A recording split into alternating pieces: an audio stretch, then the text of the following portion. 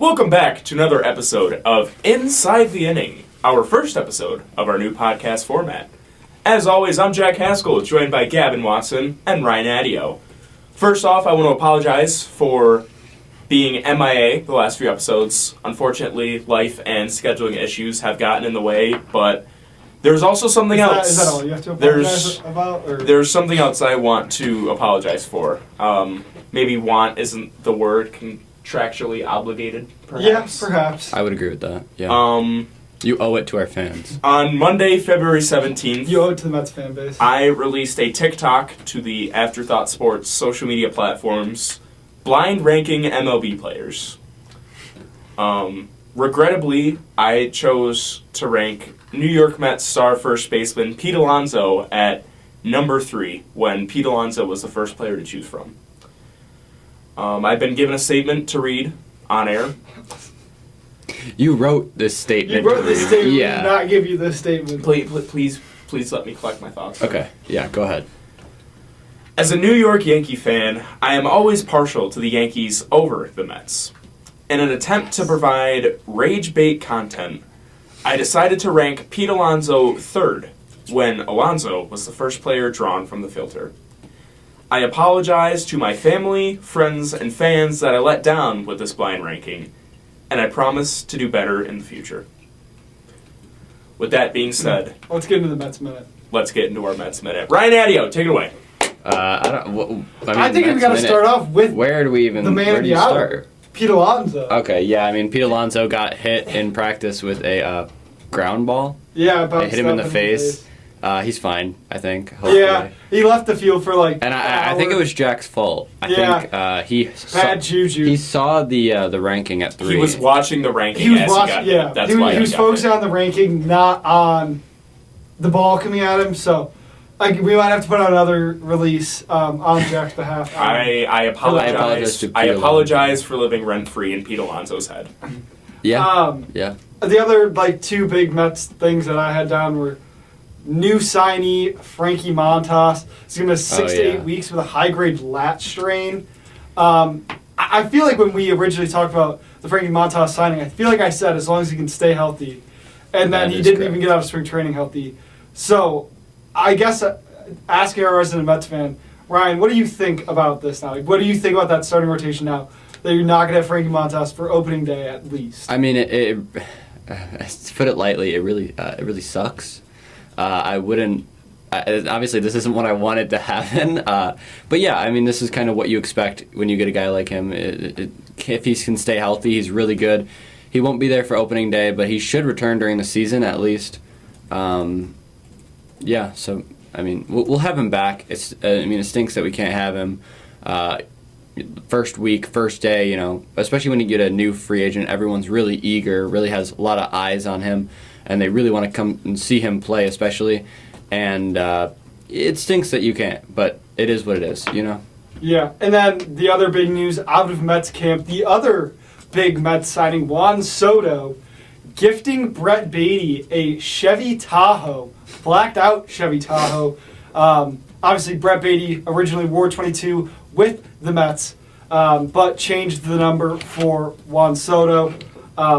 It's always cool to see these. I mean, I know last year when Ohtani came to the Dodgers, he gave Joe Kelly's wife, some sort of Porsche for 17. So I always like these.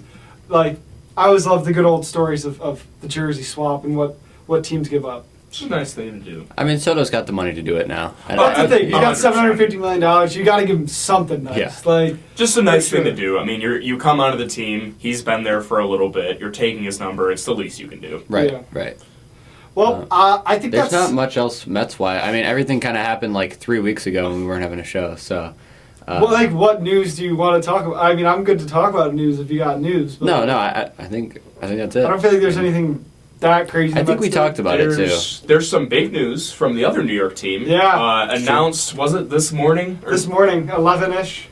Aaron Boone, the manager for the New York Yankees, signed a 2-year extension that takes him through the 2027 baseball season. Yeah. I know a lot of people don't like Boone. I know a lot of people want him gone. But if you actually dive into the guy's numbers, he's had a good tenure. 603 and 429 in his time. That's a .584 win percentage. He's been here for 7 years. Of those 7 years, he's been to the playoffs 6 times. 2 times he reached the ALCS. He went to the World Series 1 time. I believe that was last year. 2019, after his second year at the helm of the Yankees, he was second in Manager of the Year award, winning or award voting. So I do like this. I think if he doesn't get a World Series by the end of this extension or get him close again, it'll likely mark the end of his time in New York, because I don't think Cashman's going to let him, mess around here any longer if he isn't winning. I don't know. What are your thoughts on this, Jack and Ryan? Yeah, I mean, Jack, do you like Aaron Boone? I think personally, he's definitely had some questionable decisions as a manager, notably being putting in Nestor Cortez over Tim Hill in the World Series, costing us that game ultimately. But Although I'm willing to start a clean slate with Boone starting this season. I think I'll still hold on to him not putting Tim Hill into the game, but I think besides that, I'm willing to start a fresh page. And I think, Gavin, you're absolutely right. Like, if he doesn't, he can't mess around anymore. This is the last contract that they will give him unless he starts, unless he continues to win. There were rumors that this previous season was going to be the last one unless he got him to a World Series. So I really do think that he's got 2 years to win a World Series or get pretty close. And if he can't do that, I think it likely will be the end of his time in New York and in pinstripes. Right. Some other Yankees news from spring training. Giancarlo Stanton will most likely not be ready for opening day. He's going to miss some weeks because of tennis elbow, something he said he struggled with last postseason. According to Brendan Cuddy, there's no timetable for when he will return. He said he hasn't swung a bat in weeks. I feel like this is every spring training with Giancarlo Stanton. I feel like there's always some injury that prevents him from opening day. We'll see him in June, and he'll put up Giancarlo Stanton numbers from June on. I'm not too worried about the news out of camp. I will say, he did say he was at least willing to play through the play. Willing to play through the pain. Yes, he did. He said that it was something he just dealt with last year. That it hurts more times, sometimes than other times. So I do think he'll end up playing probably late May, early June. I'm not too stressed about it. And you know what? As long as he's back by October and can give us prime Giancarlo Stanton in October numbers, then take as much time as you need, sir. Who's filling in his spot? I saw something that Mets legend Dom Smith may be the projected DH. He is in Yankee spring training on a non-roster invite. It would be hilarious to me if he ends up on the other side of New York and playing. That's an interesting. Why would we not have Judge DH and then put Grisham in the field? Because I don't think Boone likes Grisham's offense. I like Grisham's offense, and I like Trent Grisham. Boone literally talked about Grisham being like defense. That's why he's on the team. Is defense. Well, yeah, that's a given. But I don't understand why you'd sit Judge though. Keep him out in right field. Leave him out there. Speaking of Boone, something we missed last week since we didn't have a show, were his comments about the Dodgers and what they had to say after their World Series win about the Yankees. Boone said, The reality is we didn't play our best in the series, and they won. So they had the right to say whatever they want. Hopefully we're in that position next year and handle things with a little more class. But the reality is it's a great team. It's a great organization with a lot of great people that I happen to know and respect too. So a few people sounding off isn't necessarily how I'd want to draw it up. Jack or Ryan, what are your thoughts on Boone's comments against the comments that Joe Kelly, Miggy Rojas, and I believe it was Chris Taylor made after the World Series championship? For our listeners, at least, could you maybe expand on that? What did the Dodgers say? I don't have their quotes. If you can paraphrase it, maybe. But essentially, they said we knew the Yankees played awful defense and couldn't run the bases well, and that they knew that they could run on the Yankees defense, which is something you saw them do a lot in the World Series. You just keep running on them, knowing that they aren't going to play defense well. And then you saw it all kind of come together in the fifth inning of the last World Series game, where they just kind of everything just fell apart for them. Right. So after the fact, the Dodgers team, they had some comments about how the Yankees defense was one of the worst in the leagues, and how they felt like the World Series was actually the series before the World Series in the Padres versus the Dodgers. They felt once they won that, they had the World Series pretty much locked down. Yeah, at the end of the day, I think it's safe to say that the Dodgers outplayed the Yankees in more ways than one. In that World every Series. aspect of the game of baseball, They I were would say. out-coached, they were out-hit, they were out-base run, they were outplayed on defense. The Yeah. Yankees didn't have a great World Series. No. And I think that they're going to come back this year hungrier, especially down Soto now. They're going to come back hungrier, wanting to win, and wanting to prove that they are still the best baseball club in the league. In Judge's first media availability, I believe he said something along the lines of, "We got to the dance last year. It makes me just that much more hungry to get back to the dance." And I think you're right. I think this team now has that heartbreak of losing that World Series and losing it, honestly, really badly. That was not a good World Series. I think that probably lit a fire under them to play better and to try to get back there. Especially for guys like Volpe and Judge, who are those like captain type players. I think they are going to want to get back there more than anything. I mean, I guess. I don't. I mean, Jack, you said like losing Soto lit a fire under them. I mean, that's really cool that they have that motivation, they have that want to go back. But I mean, Typical Mets fan over there. they lost one of the best players on the roster, the one that kind of like made them go over that extra hump that they were trying to get through. But I think it's like, oh, you think the Mets have a better shot to win? Well, we'll show you. We'll be there. And we'll beat you in the World Series, is what I think the fight We'll is. see. I mean, we'll see. I'm not sold on it yet. I think this Yankees team is going to be worse than last year's team. I don't know. They added a lot more depth. I think they rounded some edges that they had last season. I don't know. I do think losing a generational hitter like Juan Soto is not really a great start to your offseason. But then again, I don't know. I think the Yankees, we were talking about this like just the other day, that if they didn't lose Juan Soto this offseason, the Yankees offseason would have been great. Yeah. They had a good offseason. It's just on the backdrop of Juan Soto leaving, that offseason doesn't feel as great because you just lost Juan Soto. Yeah, I mean, they did have a good offseason. I won't say, I won't deny that. But when you're looking at it like a seesaw, right? You had a good offseason, but on the other hand, you lost. You lost. Your MVP, one of your top Yeah. Well, not your MVP, because your MVP is Aaron Judge. The second in MVP voting, third in MVP voting I last year? believe he was second. Okay. I think you. Yeah. No, I think Over Witt someone? was No, over Bobby Witt. Witt. yeah, Witt was 2. So I was believe 3. I believe Witt was 2. But So, unfortunately, you lost the third in MVP voting. So unfortunately, yeah. Soto wasn't the only notable name that left the Yankees. Gleyber Torres also left the Yankees for the Detroit Tigers, and I think that's a good with move that for him. shakeup, Jazz Chisholm will now move to second base, which leaves the third base position wide open for the New York Yankees. I'm interested to see this battle play out because it's a battle between old and young. It's LeMahieu versus the two Oswaldo. Knowing the Yankees and have watching them make decisions over the course of my being a fan of the Yankees, it's going to be LeMahieu at third base because that's the way the Yankees do it. If they put up the money for you, they're going to throw you out there. Even though if you look at the offensive numbers from DJ LeMahieu last year, they were not good. He had a 51 OPS plus, meaning he was worse than 50% of the league.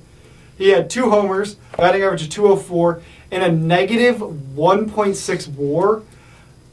I can't, unless he has a great spring training, I can't see any reason that you wouldn't put Oswaldo Cabrera out there. You look at Oswaldo Cabrera, 87 OPS plus, not great, but he hit he hit just under 250, 8 home runs with 1.3 WAR. I'd also be interested in see how well he can play third base. He has come up in his last 3 years. He's been a utility guy. In 2022, he played 6 different positions. 23, he played 7, and then last year he played 6 different positions. And pitcher, I didn't include that because that wasn't him really playing a position. Well, it was him going into innings. But I'm very interested to see if they go with Oswaldo, what he can do if they actually stick him somewhere for the long haul and say, you're going to be the third baseman for the next 3-4 years, and we'll see what happens in those 3 years and go evaluate it after. Yeah, I mean, unfortunately, like you said, I think with DJ LeMahieu and the contract that he's on and the relationship he has with the clubhouse and Boone, I think Boone will, whether you want to call it stubborn or not, I think he will stubbornly put DJ LeMahieu at third base. Whether he eventually comes to his senses and realizes that Oswaldo Cabrera is a very good baseball player and should be the everyday third baseman for the New York Yankees. Only time will tell. But I think at least DJ LeMahieu to start the season will be the everyday third baseman. And maybe he proves us all wrong. Hell, I hope he proves us all wrong. Yeah. And I think numbers don't lie. At the end of the day, if we get into May and DJ LeMahieu's hitting 100, I don't see Brian Cashman or Aaron Boone being able to defend any decision with regard to DJ LeMahieu.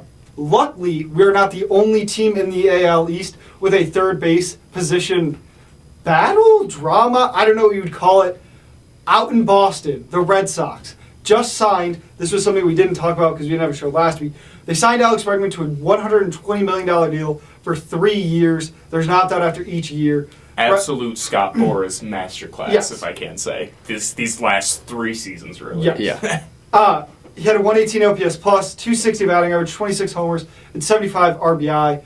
Now, Devers came out in his first spring training availability and said he's a third baseman. He was proceeded to be asked, hey, would you go to DH if they asked you? And he said, no. I play third base. I play third base. Now, if you look at the numbers of the defense, it is not great. Devers, last year, his outs above average, which is a defensive metric, was 8. That is not great. That means he's better than 8% of the league. His field run value, -5. His career outs above average at third base, -29. FRV, field run value, -21. You look over at Bregman, last year, 6 outs above average, 5 field run value. But then you go to his career, 22 outs above average, 17 field run value. It's not even close. Alex Bregman is a better defender. He was a Gold Glove winner last year. Devers led the league in errors at third base. This shouldn't be a hard decision. However, when it's your superstar and you're getting into egos, that's when you really need a good manager in the clubhouse. I think Alex Cora will handle it great because he is one of the best managers. I just am so shocked that they went and signed this guy to a $120 million plus deal without talking to Devers about the fact that he might have to move off of third base.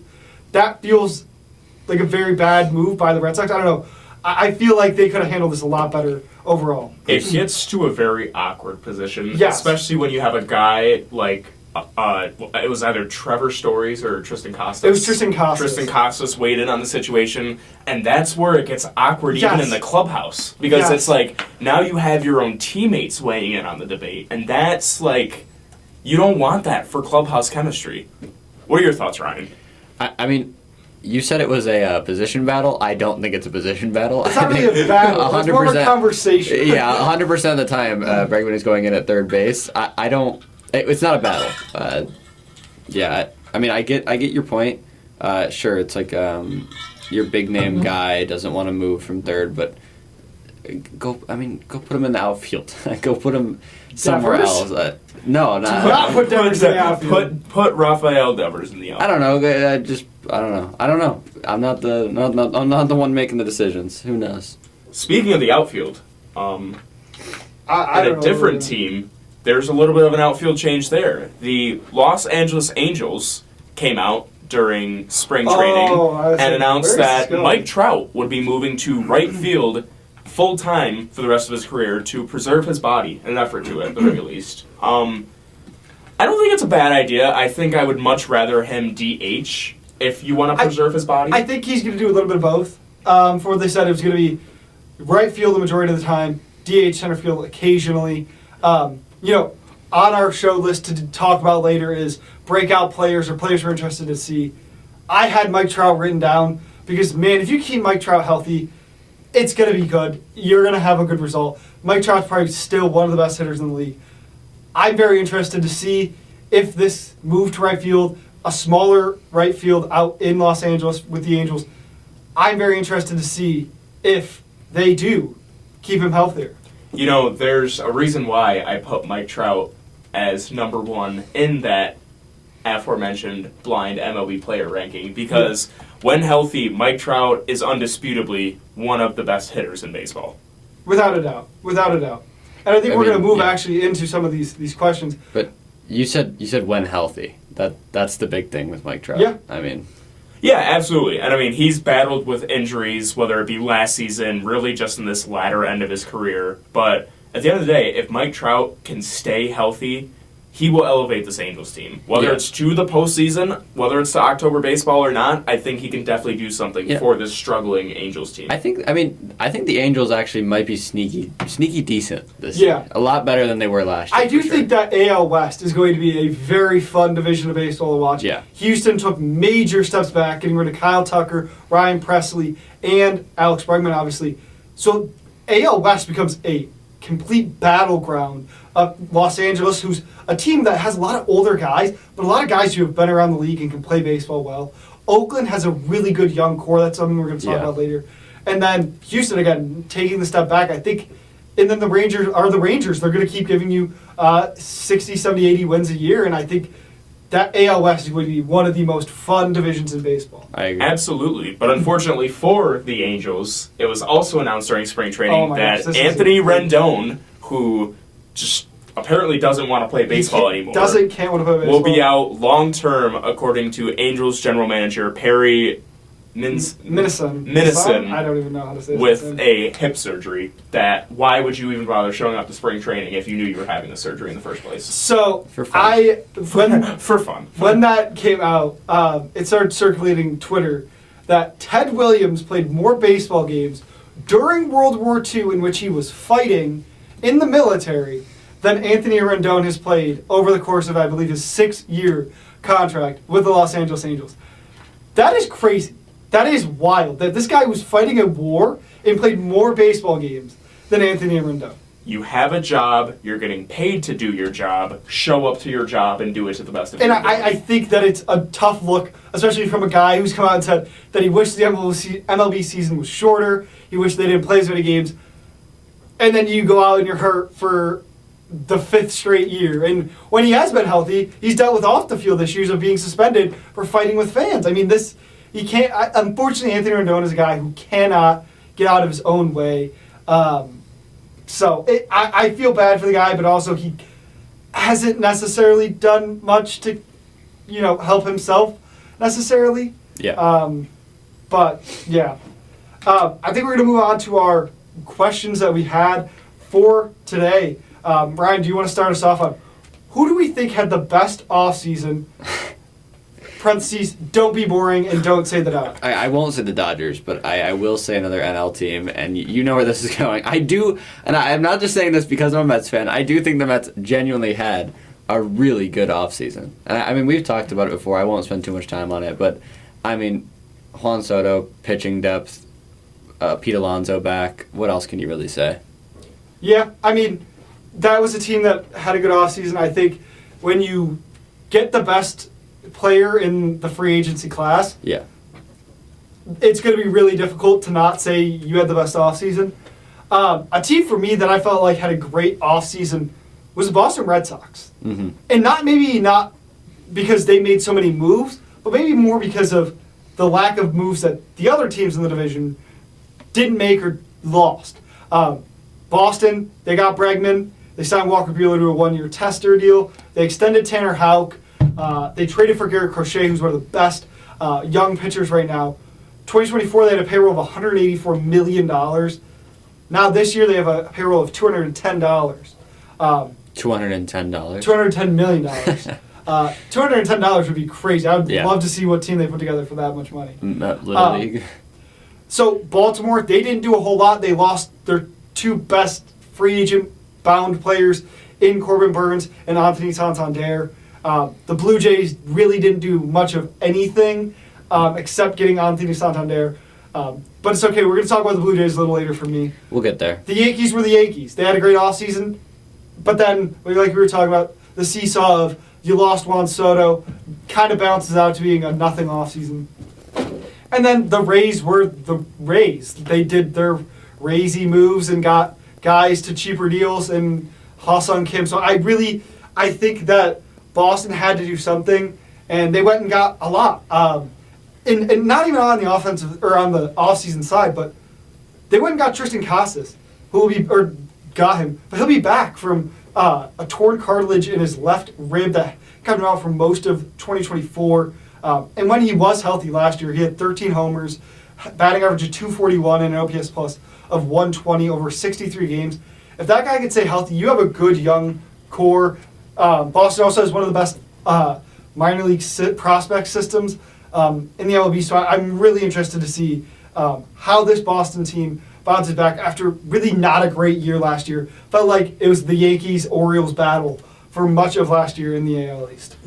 For me, and this is sort of a hear me out pick, I'm going to go with the Texas Rangers. They lost some key... You really got to hear me out. They lost some key players this offseason, and David Robertson, Jose Leclerc, their all-star closer Kirby Yates, who I have so many unnice things to say for him going to the Dodgers. So when does the good part start? When does the good part start? Well, they picked up Jake Berger and Kyle Higashioka, Yankees legend. Wow, what a big moves. They signed Jock Peterson and Jesse Chavez granted to a minor league contract. But if Jesse Chavez can be anything like he has been for the Atlanta Braves in the last couple of seasons, I think he'll be a pretty solid bullpen guy.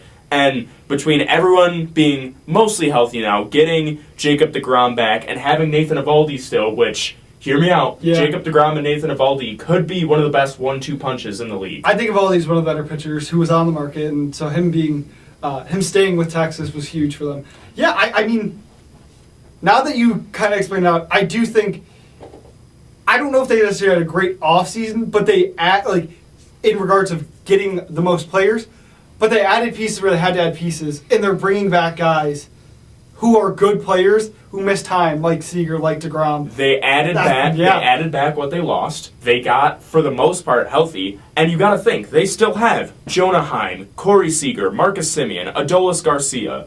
They're poised to make a deep run in October, I think. I don't hate that pick, honestly. The offseason wasn't crazy for them, but they were able to, if they're able to bring back healthy pitchers. The only question I have is, I can't remember the stat, but guys who have undergone 2 Tommy John surgeries aren't that successful after the second Tommy John. This is going to be a big year to test that theory. You have Ohtani coming back from his second Tommy John. You have Buehler kind of coming back still from his Tommy John injury. And then Jacob deGrom after his second Tommy John. I'm interested to see if they have figured out how to have pitchers be healthy after that second Tommy John.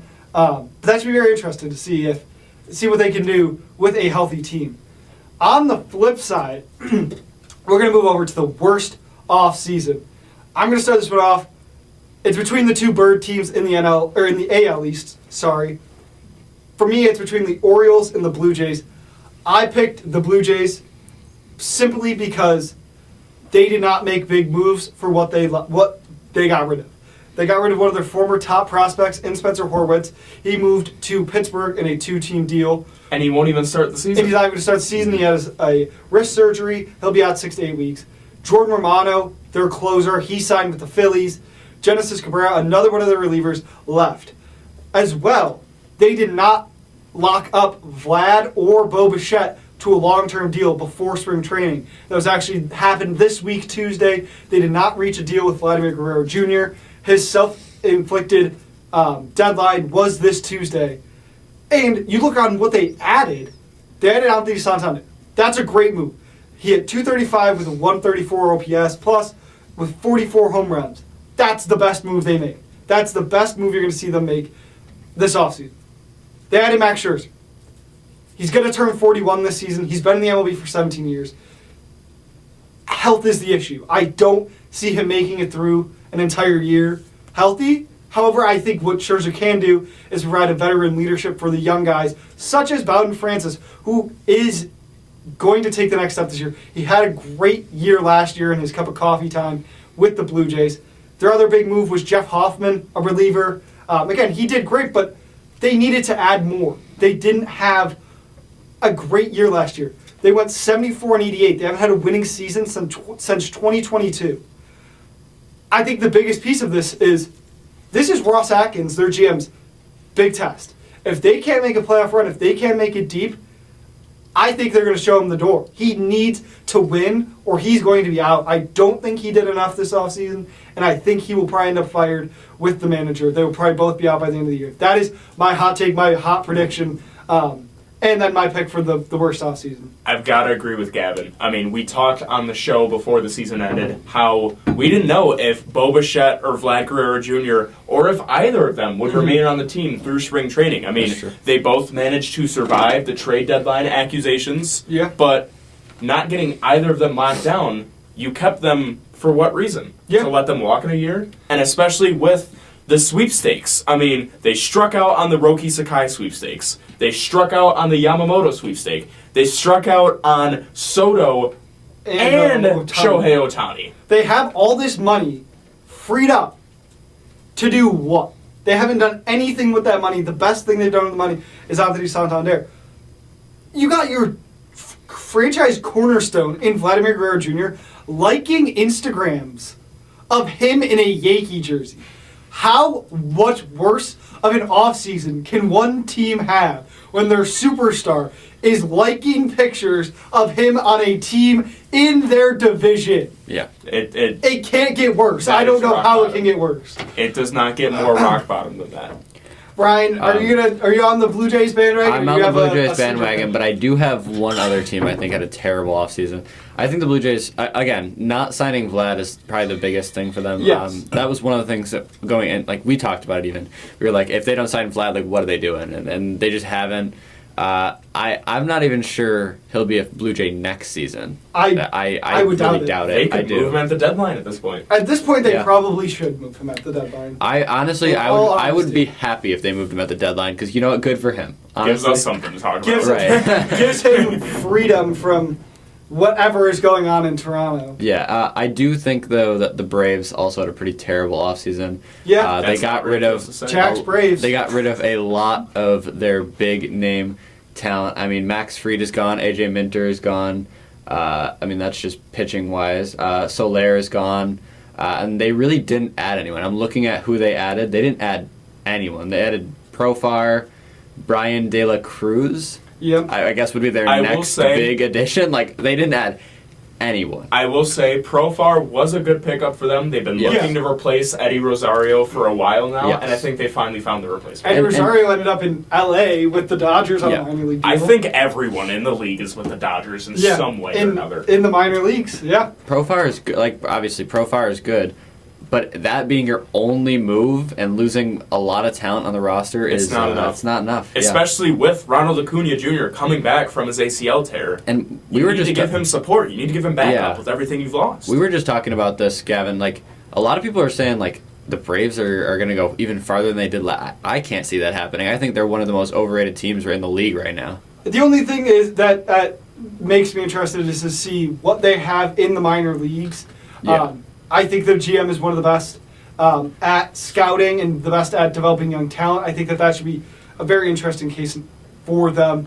I mean, you look at a lot of these guys, they come up, they sign into long-term extensions before they can even get going. So I think there's got to be someone in the minor leagues, or there's got to be guys they're looking to trade for, or else I don't really know what they're doing. Yeah, they traded away a lot of guys just to clear up cap and then didn't sign anyone. They just cleared up a lot of money and didn't use the money for anything. Yeah. And so I think they are just worse off than last year. And I don't know. I think they're very overrated. And you know what? It makes me happy as a Mets fan to see the Braves kind of get worse, hopefully. Mm-hmm. So let's go into our players we're interested to see. I have a few of them that I'm going to list off. The first one, I didn't even think about till today. A guy I'm interested to see this year. And hear me out, because you're going to go, well, of course.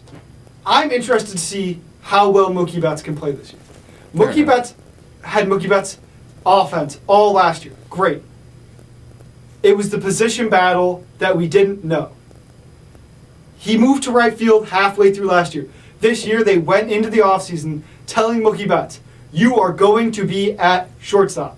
He's going to play shortstop. He started there last year. It didn't go well. I'm very interested to see how he plays defensively in LA at shortstop. Tough position, but it's his now, and I think they passed up on Bregman and all these guys to let Mookie play shortstop. So if he can't find success there, that's going to get interesting and see what they're going to do. Especially with them signing Brandon Nimmo in the offseason to play the outfield. I think Mookie Betts has to play well at shortstop. What did you say? What? Mookie Betts has to play well at shortstop. What did you say before that? What? Did you say they signed Nimmo? Yeah. I'm 95% sure they signed Brandon Nimmo. I'm 95% sure that they I didn't. believe Brandon Nimmo is still a New York Met. Who am I thinking of then? I have no idea. that Well, really this caught is me why off I love guard. the podcast format, Oh, folks. We get to cut that right out. Who was it? Oh It was no, on it's the Giants. staying in. I get to correct Gavin on something baseball. That's great. Dude, That's staying who's in. the Giants guy they just signed that was with them? I have no idea. I know exactly. I just what know you're it's not talking about. Nimmo. Because I know it's not Nimmo, but It's Michael Conforto. Conforto. Michael Conforto. Because Yeah. he's going to be their starting left fielder now. Yes, He's so gonna replace it Teoscar. closes out. Or no, their- Teoscar still. Who No, left? Teoscar's still there. Who left that was playing outfield for him? No one. They're gonna put him in the outfield somewhere. It'll just be a platoon thing where it's a lefty No, righty. because like the official MLB, like MLB's been posting like their predictions for the lineups, and they had Conforto at left field over Teoscar. So I thought, Oh well, Teoscar might move to right field then. That could be what it was. is that what it was? I thought somebody in that outfield left. I don't think anybody left. I feel like Either way, I think I enjoy your point, Gavin. It will be interesting to see where Mookie Betts plays. He's obviously a very, very talented player. yeah. But shortstop might not be the place for him. And we'll see if they put him back there, because that would be interesting. I mean, baseball started today in LA, not That's in LA, true. in Gonzalo, Arizona, and Mookie Betts is the starting shortstop for the Los Angeles Dodgers. Like 10 minutes ago. Well, because they've got Hai-Sung Kim at second base now. They don't have Yeah. to worry about Gavin Lux anymore. Yeah, that. Funny enough, thank you for the layup, Jack. I think Gavin Lux is on for a breakout season this year. Gavin Lux traded to the Reds in the offseason by the Dodgers. I'm interested to see with the less pressure on him now being out of LA. He's got Tito Francona as his manager. I am very interested to see if he can take a step in his career and become a great, great middle infielder or wherever they stick him. I'm very interested to see how Gavin Lux plays this year. I think that's going to be very interesting. Yeah, that Thing to is watch. actually interesting. I do agree with you on that. Jack, you want to do the player you're excited for? If you have one? For me, it's a very Rangers heavy episode for me, and I think it's partially because Because in of Jack our- Haskell, Rangers. in our expert. journalism class that we're currently taking, we are all chosen.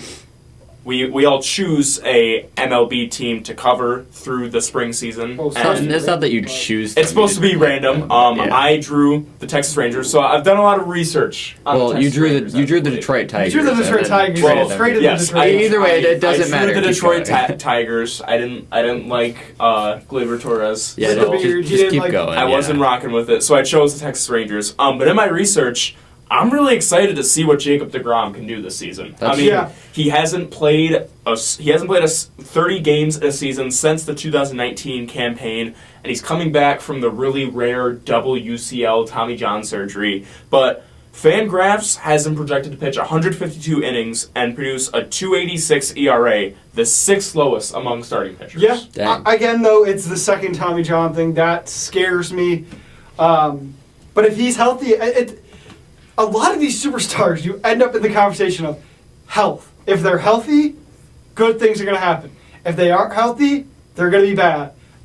Health. I feel like with pitchers every year it's can they stay healthy over the course of an 162 game campaign, and we'll see. I mean, who knows? Time will only tell. But Ryan, who's your interesting player? I mean, I've got You a know, handful of Mets that I'm really interested to see. Obviously, Juan Soto, Jesse Winker, but I am also interested in seeing Clay Holmes to see how he performs this year.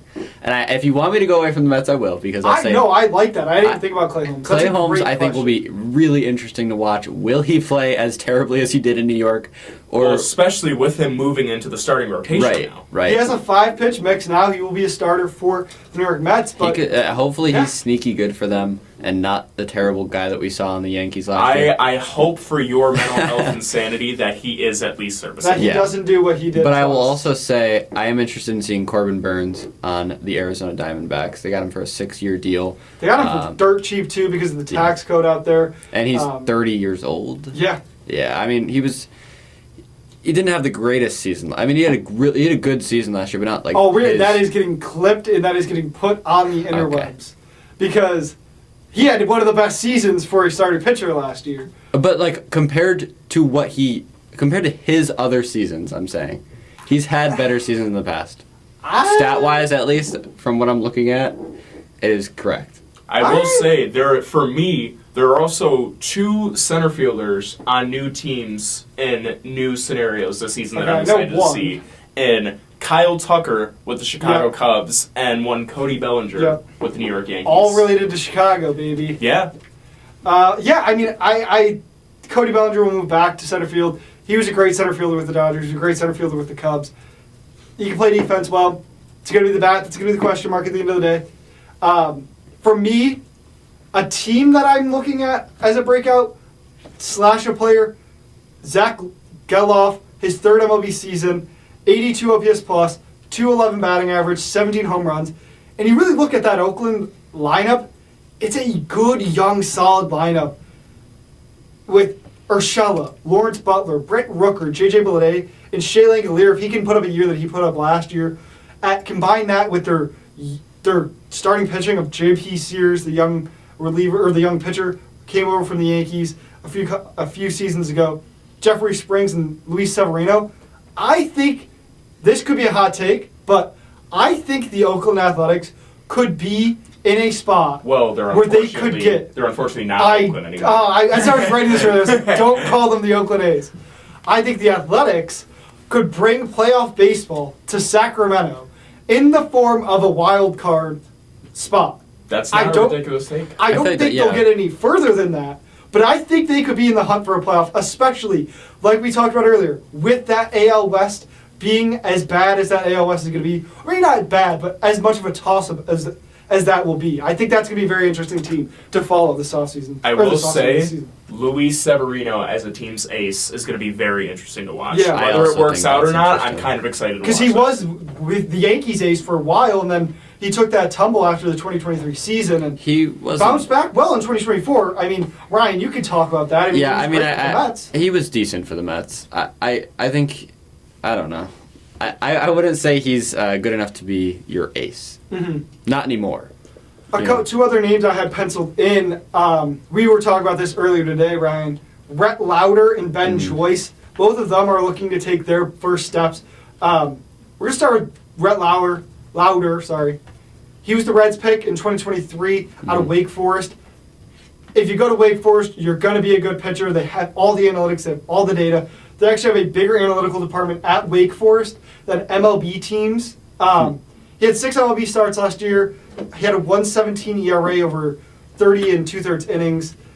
He's a true 4-pitch mix starter. He's got a sinker, fastball, changeup, slider.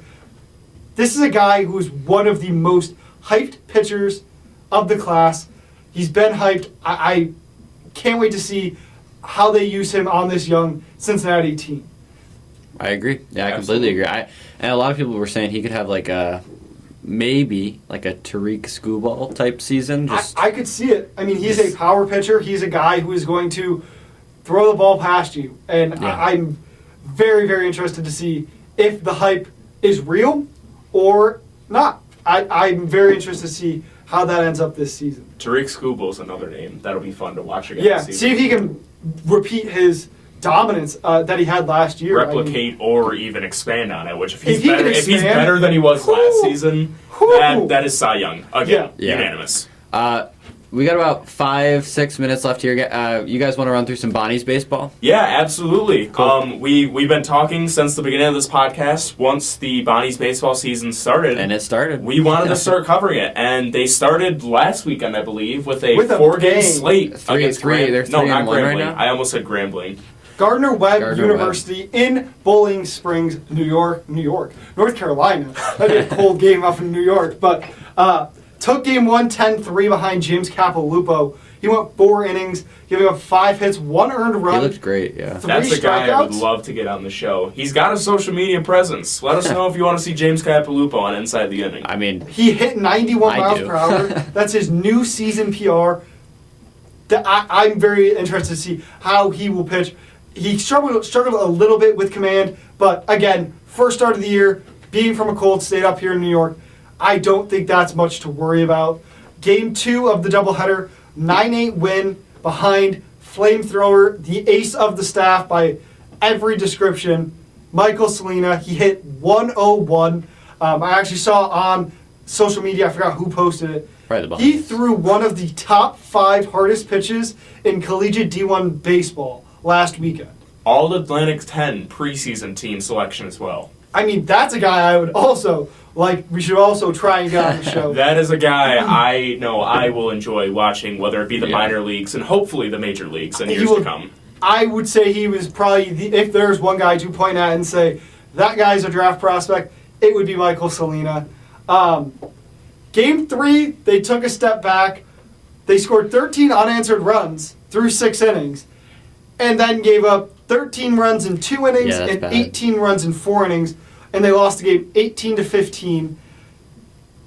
Not much more else you could say. Yeah, Just everything went downhill. It was looking to be their best game yet, and it ended up being their worst. You know, you're due for a collapse at least a Yeah. few games in the season. I'm hoping we just get it out of the way at the start of the season. And again, Yeah. this weekend was the first time the Bonnies were outside since this fall. I mean, there's going to be hiccups, there's going to be bumps in the road. The good thing is they came back close win, but 11-10 they won that game. There's 2 other names I want to mention before we are done here. First off, Gabe Watts pitched an incredible 2 games. He threw 4 2/3 innings, struck out 10 guys, walked 1, 3 hits, only 2 earned runs. He also hit a personal PR of 93 miles per hour. The starting pitching over the course of the weekend was terrific. There really wasn't a guy where you looked at him and you said, wow, that was not a good start. David James, the game 3 starter, he was pitching great. He got hit in the elbow. Things went down after that. Yeah. Another guy that... And that's too bad because he actually was pitching really Yeah, well. I believe he had a no-hitter up until that point. And then he just... kind of everything went downhill from there. Another guy on the radar to potentially be drafted, especially if he keeps playing this way. Yeah. Jace Tharnish. Yeah. 550 batting average, 591 slug, 950 OPS plus. He went 11 for 20 at the plate. Multi-hit games in all 4 games. 2 home runs, 6 RBIs, 9 runs scored, going 4 for 4 in stolen bases. It all equaled up to 1.5 ERA, OPS. I mean, what can the guy not do? Jace Tharnish, have yourself a weekend. He And was- that he was playing did. great, And because he had such a great weekend, he was named the first week A10 Player of the Week. For the Bonnies, You love to yeah. see that. I also, the defense that he played out there, the clips that they were posting, go on to the Bonnies baseball page, shout out Bonnies baseball. Go look at these plays. They were incredible. That is a professional outfielder right there. He was great. And then another guy, our last guy, a new guy to the campus, new man on campus. Very new guy. Literally this semester new guy. Mike Gunning, the transfer from Binghamton. He had a great weekend. I mean, I don't have his stats right now, but he played out of his mind. Just a really sneaky pickup for the Bonnies. I mean, second semester transfer, usually you never know what you're going to get in a second semester True. transfer. And I was looking at his stats and I was like, oh yeah, he looked pretty good at Binghamton, but just what he's been able to do for the Bonnies so far, and he can only get better as the season progresses. I'm excited to see what this Bonnies lineup can do over the rest of this year. But he played out of his mind, man. Like, again, we don't have the numbers pulled up, unfortunately, but he was on base every time he was up. I think he had a few doubles. He was their DH for all 3 of the 4 games, played left field the last one. But I think if you can keep that starting pitching, if that starting pitching can continue to roll, figure out what's going on with the bullpen, because honestly, that was the only sore spot of this team was the bullpen. The bullpen didn't pitch great. The command wasn't great. I think they hit around 10 guys over the 4 games. Command. If you could throw 100, that's great. But if you're hitting people with 100, doesn't really help. They need to rear it in, and then if that bullpen can find its way, watch out for the Bonnies. They're gonna go dancing. Absolutely. But overall, Gavin, great opening weekend for the Bonnies, going 3-1 on the weekend, getting an A10 Player of the Week for week 1 of the Atlantic 10 baseball season. You love to see it. Yeah. Yep. Well, I think that'll do it for this episode of Inside the Inning, the inaugural podcast episode here from St. Bonaventure University in the studios of WSBU 88.3 FM, The Buzz. We'll see you next week.